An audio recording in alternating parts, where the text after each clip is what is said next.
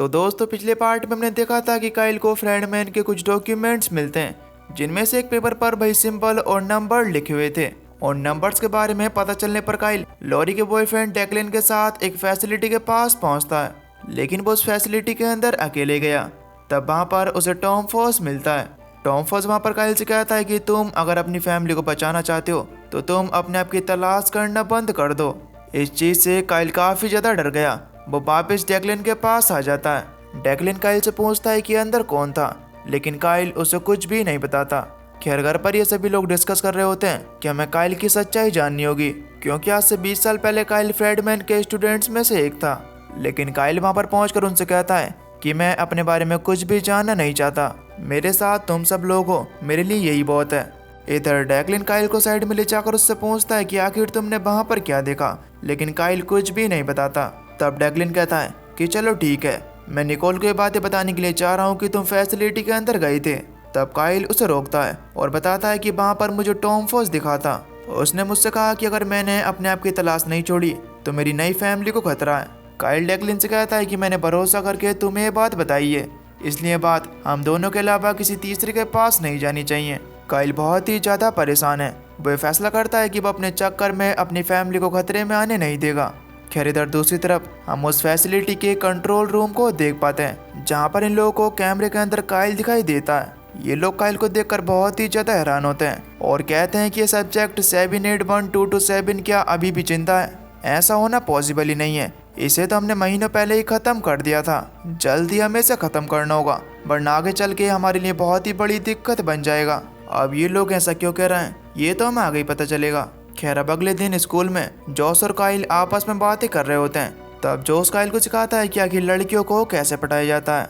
अब तभी एक लड़की उन्हें हाई कहकर जाती है। जोस काइल से कहता है कि देखा तुमने, ये मुझे हाई कह रही है, आखिर में हुई इतना हैंडसम, लड़कियां तो मुझ पर फिदा हैं। वो काइल को सिखाता है सबसे पहले लड़की के साथ आई कांटेक्ट बनाना है, फिर थोड़ी बातें करनी है और बस हो गया काम। मुझे इस काम का पूरा एक्सपीरियंस है।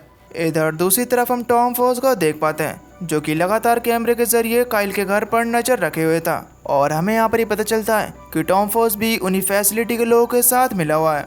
इधर फैसिलिटी के लोग जब टॉम फॉस के बारे में पता निकालते हैं तो उन्हें पता चलता है कि टॉम फॉस की वाइफ और बेटी एक कार एक्सीडेंट में मर गई थी। तब से टॉम फॉस अकेला ही रहता है। इधर डेक्लिन काइल के पास आता है और उसे कहता है कि तुम्हें पता भी है कि आखिर टॉम फॉस ने तुम्हें कुछ भी पता करने से मना क्यों किया है, क्योंकि तुम्हारे बारे में कुछ राज छुपा हुआ है और वो हमें सिर्फ टॉम फॉस ही बता सकता है। लेकिन काइल ऐसा करने से मना करता है क्योंकि वो अपनी फैमिली को बिल्कुल भी मुसीबत में डालना नहीं चाहता। तब डेक्लिन कहता है कि हमें सिर्फ टॉम फॉस के बारे में पता करना है, हम फैसिलिटी के पास नहीं जाएंगे जिससे कोई भी खतरा नहीं होगा। तब काइल भी मान गया। इसके बाद ये लोग टॉम के बारे में पता निकालने के लिए उसके ऑफिस जाते हैं, जहाँ पर टॉम नहीं था। ये लोग कंप्यूटर पर काम कर रही एक वर्कर से टॉम की इन्फॉर्मेशन मांगते हैं, लेकिन वो टॉम की इन्फॉर्मेशन देने से मना कर देती है, क्योंकि ऐसे किसी भी स्ट्रेंजर को किसी की इन्फॉर्मेशन नहीं दी जाती। तब डेक्लिन झूठ बोलते हुए कहता है कि हम लोग टॉम के रिश्तेदार हैं और हमें टॉम के एड्रेस की सख्त ज़रूरत है। तब वो वर्कर भी इन्हें टॉम का एड्रेस बता देती है। अब ये लोग सीधा टॉम की बिल्डिंग में जाते हैं, जहाँ पर टॉम का रूम लॉक था। तब ये लोग किसी तरीके से जुगाड़ लगाकर पीछे की विंडो से रूम में एंटर करते हैं। ये देखते हैं कि वहाँ पर टॉम का पूरा एक सेटअप रखा हुआ है, जिससे वो उनके घर पर नजर रखता था।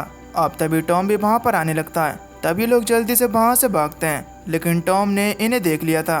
खैर अब जब टॉम बाहर था तब तभी फैसिलिटी का एक आदमी टॉम के पास आकर उससे कहता है कि तुम अपना काम ठीक से नहीं कर रहे हो, तुम्हें जल्द से जल्द उस लड़के को हमारे पास लाना होगा, वरना तुम जानती हो कि तुम्हारे साथ क्या हो सकता है। ये कहकर वो आदमी वहाँ से चला गया। इसके बाद जब अगले दिन काइल की बॉडी के चेकअप के लिए उसे हॉस्पिटल ले जाया जाता है तो वहाँ पर एक कपल आता है जो ये वादा करते हैं कि वो काइल के असली पेरेंट्स हैं।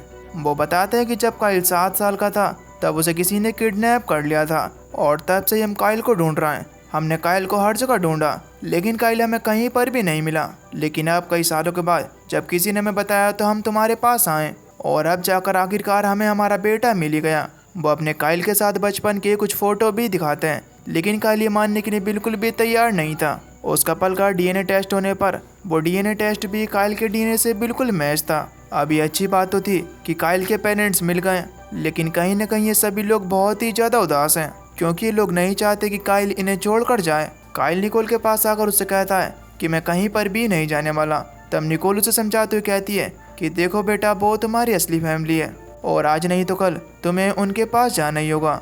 खैर अब रात के टाइम में काइल टॉम फॉस से मिलने के लिए जाता है। काइल पूछता है कि क्या ये वही लोग हैं जिनके बारे में तुम मुझे बता रहे थे।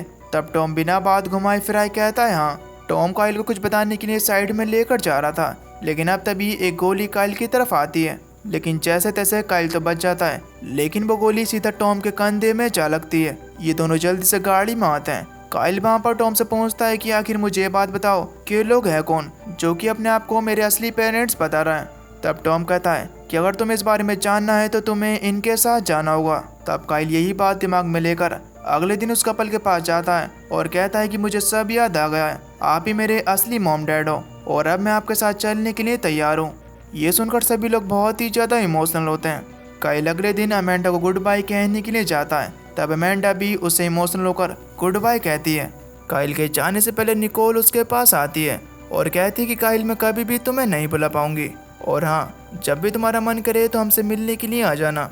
काइल के जाने से तो जोश भी बिल्कुल भी खुश नहीं है। खैर अब जब काइल जाता है तो सभी लोग उसे गुड बाय कहते हैं, लेकिन घर के अंदर आने पर जब निकोल काइल की फोटो देखती है तो वो फूट फूट कर रोने लगी, क्योंकि दोस्तों काइल इनकी फैमिली का मेंबर बन गया था और जब कोई घर का मेंबर हमें छोड़कर जाता है तो हमें कैसा फील होता है ये तो आपको पता ही है। काइल भी जब जा रहा होता है तो उसकी आंखों में भी आंसू होते हैं। अब तभी हमें पता चलता है कि लोग काइल के असली पेरेंट्स नहीं हैं, बल्कि इन्हें तो टॉम ने हायर किया था। ये लोग काइल को एक जगह पर लेकर जाते हैं जहाँ पर काइल को एक एडम नाम का आदमी मिलता है। एडम काइल से कहता है कि मैं तुम्हारा इंतजार कर रहा था, तुम मेरे क्लोन हो। दरअसल एडम एक बिलियनर है जो कि हमेशा से जिंदा रहने का तरीका ढूंढ रहा था। वो बताता है कि तुम फ्रेडमैन के एक प्रोजेक्ट के हिस्सा थे, लेकिन गवर्नमेंट ने फ्रेडमैन की टेक्नोलॉजी लेकर उन्हें मार दिया और अब हम दोनों को मिलकर गवर्नमेंट को रोकना है। तुम्हारी जैसा एक और प्रोजेक्ट गवर्नमेंट के कब्जे में। गवर्नमेंट इस चीज़ का गलत फ़ायदा उठा रही है, हमें मिलकर अब गवर्नमेंट को रोकना है। दोस्त अब काइल के सामने उसका एक नया मिशन है और दोस्तों इसी के साथ इस सीरीज़ का फर्स्ट सीज़न यहीं पर ख़त्म हो जाता है। अब आगे काइल एडम के साथ मिलकर गवर्नमेंट से कैसे लड़ेगा और वो अपनी पुरानी फैमिली के पास जा भी पाएगा या फिर नहीं, ये तो हमें इसके अगले सीज़न में ही पता चलेगा। अगर आप इसका अगला सीज़न देखना चाहते हो तो नीचे कमेंट में नेक्स्ट पार्ट टाइप जरूर करना। बाकी मैं मिलता हूँ आपको एक नई वीडियो में, तब तक के लिए till then take care, love you, bye bye.